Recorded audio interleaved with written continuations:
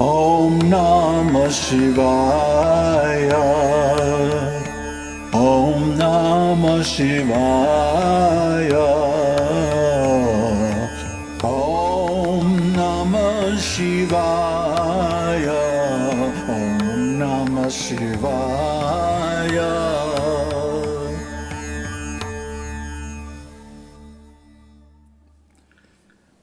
Namaste.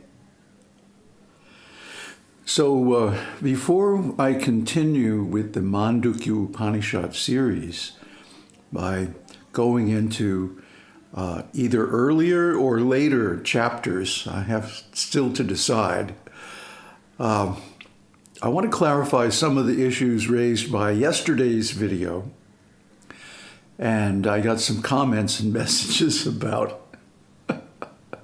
I began the video by talking about various sectarian schools who all say that they have the highest or teach the highest enlightenment. And then I ended the video by saying that this teaching of Māṇḍūkya Upanishad is the highest enlightenment. So aren't I being hypocritical? Well, no. And there are two reasons for that. One is that this Aslesha yoga means all embracing. So the yoga and the realization taught in this Upanishad is all inclusive of the lower stages of the path. It doesn't deny them, except to say that they are relative truths, relative to the material creation.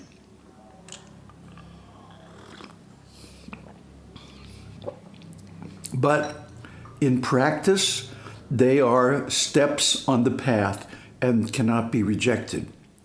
And if any of them are omitted or rejected, we find that realization does not take place. This is why I criticize the Neo-Advaitins for trying to jump up to the platform of Jnana Yoga without having matured their practice in karma and bhakti and Raja Yoga. So our position is and has always been that, well, I'm going to put up the good old chart. Here you go. These four principal yogas in the four states of consciousness have to mature and bear fruit before you can move on to the higher stages of realization.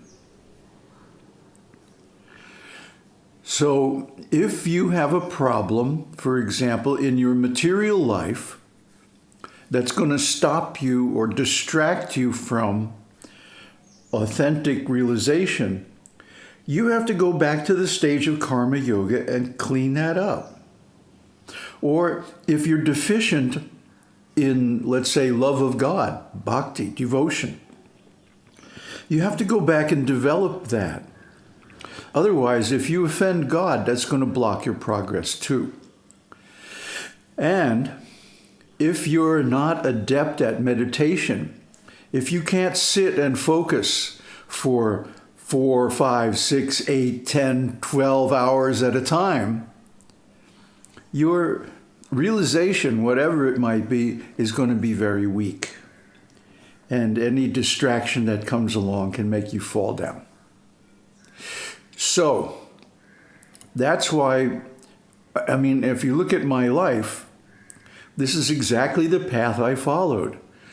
I became strong in karma yoga and then developed spontaneous bhakti, then went into a long practice of meditation, which led to realization. And now here we are talking about Advaita, the highest form of knowledge. So for two reasons. For the fact that our view is inclusive of all the practices, and we accept all the practices. And the second is that we don't discriminate against people who are situated on one or another of these platforms, but we see them all as part of a continuum. that we don't reject. We're not sectarian. We don't say we have the exclusive truth because all the others are included in it. So, for that reason, we're not being hypocritical when we say that this is the highest stage of realization. Now, another point that was brought up is, on the one hand, you say that, for example, the procreation by DNA and sexuality was invented by Brahma. And on the other hand, you say that the conception of bodily existence is simply an illusion and has to be given up. Well, maybe we didn't say exactly that, but the point is that there are different views in different states of consciousness. And the practices that we talked about just a minute ago give rise to different views on the world, on the self, on practices, and so on and so on. See, this is called non-Aristotelian logic. In Aristotelian logic, the logic invented and promoted by Aristotle, which is basically binary logic, white and black, right and wrong, good and bad, saved and sinner. See, this was the basis of Western philosophy and religion. And it's insufficient for understanding reality. I'm sorry. One small example. In dreams, all the people that you encounter, you feel like you know them. You can even sort of predict what they're going to do and feel and like that. But in waking consciousness, in Jagrat consciousness, most of the people you encounter you don't know, and they're unpredictable. And you can't understand how they feel unless they reveal it to you.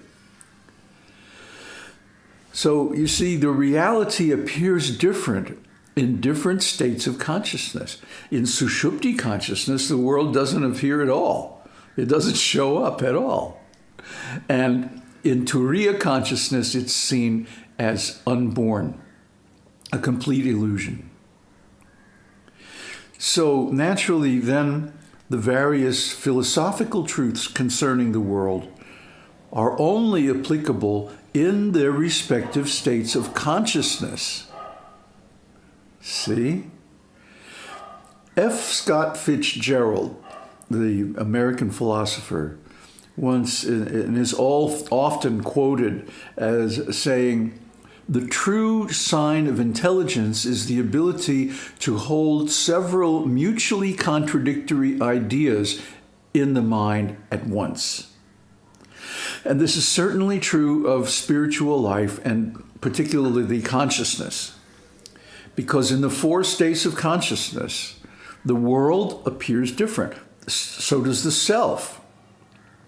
And the explanations that we have to come up with in our mind to explain these logically to ourselves are going to be mutually contradictory. They have to be. See, this is why scientists are so scared of consciousness, and they try to explain it away in so many different ways. But they can't, because consciousness is axiomatic, absolute, and fundamental to absolutely everything else. So we have these four states that we experience every single day: waking, dreaming, deep sleep, and the underlying substrate of awareness, turiya. So whether we realize it or not, we are always holding these contradictory ideas in our minds. Now, the false notion is that there is one truth that applies always and everywhere to everyone and everything. This is an axiom of scientific thought. It's part of the whole mindset of reductionism, which tries to boil everything down to a few simple truths. But life is not simple. Life is complicated. People are complicated. The world is very complicated. So, just for an example, in Jagrat consciousness, we see the world, and it appears real, and it seems to have rigid physical laws that every object is subject to and follows. But in dream consciousness, anything can happen. One scenario can just melt into another one without any seeming change of context. And you can fly sometimes, and you can do all kinds of things that you can't do in Jagrat consciousness. So, does that make one wrong and the other one right? Well, the scientists and materialist philosophers and Christians and so on who follow dualist Aristotelian logic would tell us so. But that becomes an obstacle. That becomes a stumbling block, because then we are trying to deny a vital part of ourselves. For example, dreams. If we try to deny the reality of dreams in the state of Jagrat consciousness, now that I'm awake, my dreams appear like illusions. So they're not true, and they have no value, and I can just reject them and deny their value and like that. Well, yet you're going to get in trouble. Because dreams are a vital function of the mind to digest the experiences of everyday life. And if you reject them, you're going to miss a vital sense of inspiration and resolution of outstanding mental and emotional issues. And the same goes with sushupti. Well, it's just nothing, people say. So they reject it. But sleep researchers have found that without an adequate time of dreamless sleep, people go crazy in just a few days, a couple of weeks at most. If they're denied, like given some electric shock or something to wake them out of deep sleep every time they go into it, they can't survive. They lose it. So without these states, we become unhealthy, mentally and physically. So they're vital, they're important, they have value. We can't reject them. We have to include them in our worldview. That means the worldview based on the 4 states of consciousness is really the only worldview that makes any sense. Because everybody has these 4 states every day, and really all the time. And it just depends on where we put our attention, what kind of experience we have. Like most people daydream, isn't it? You'll be doing one thing, say some routine physical work, and at the same time you're thinking of something completely different. So are you going to give that up? Are you going to put yourself down every time you have a daydream? See, we're taught in school, for example, that you shouldn't daydream. You should always be physically present. I call this compulsive extroversion. It's taught as part of the social conditioning in school. And what this does is it makes us unhealthy. If we can't dream, we can't create. And sure enough, most children sing and draw, and if they could, they would write spontaneously, all kinds of wild, creative stuff. But that goes away at a certain age because of school training, because it's discouraged. It's taught that it's wrong. So you see, really, the only solution to being a complete human being is to accept all these four states, these four views, these four yogas, even though it involves embracing mutual contradictions. That's okay, because that is the reality.